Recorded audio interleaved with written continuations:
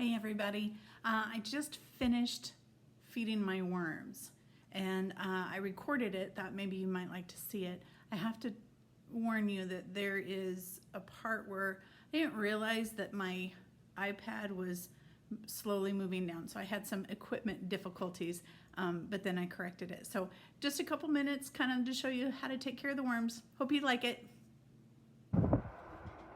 Okay, we're going to go ahead and open the lid and see if I've got any. No, there are no worms on my lid at all, which is good. That means they're down deep down into the dirt. This is that layer of wet paper towel that I had, or not wet paper towel, sorry, wet newspaper. And I'm actually going to keep this. I'll put this back on because the worms eat this too. They eat this and their bedding. And I was reading that I want to look to make sure that I don't have any like parasites or like little teeny tiny white worms or anything in here, just to make sure that my tub stays healthy. And it looks like those look great. I am going to invest in one of those claws for the garden so that I don't have to use my hands for this. But for right now, this is what I get to do.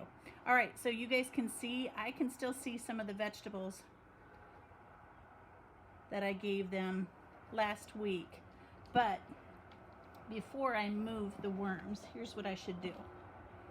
I'm gonna move like all of this bedding that's on, on this side, and I'm going to make sure that I put the new food right here, and then I'll move all of this dirt over there on top of it, and then the worms, I'm going to leave the lid of the tub off, because remember I learned last week that the worms don't like the light, so they'll stay down as they're looking for their new food.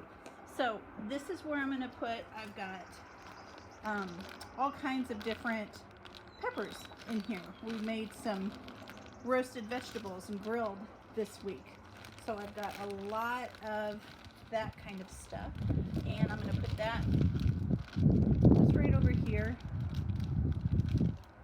and then I'll put some food on top. But now what I'm going to do is I'm going to see if I can find those worms. Oh yeah, babe, where are my worms?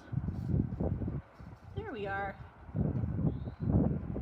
Oh, I can feel this is a big ball of them right here. Can you guys see all of those?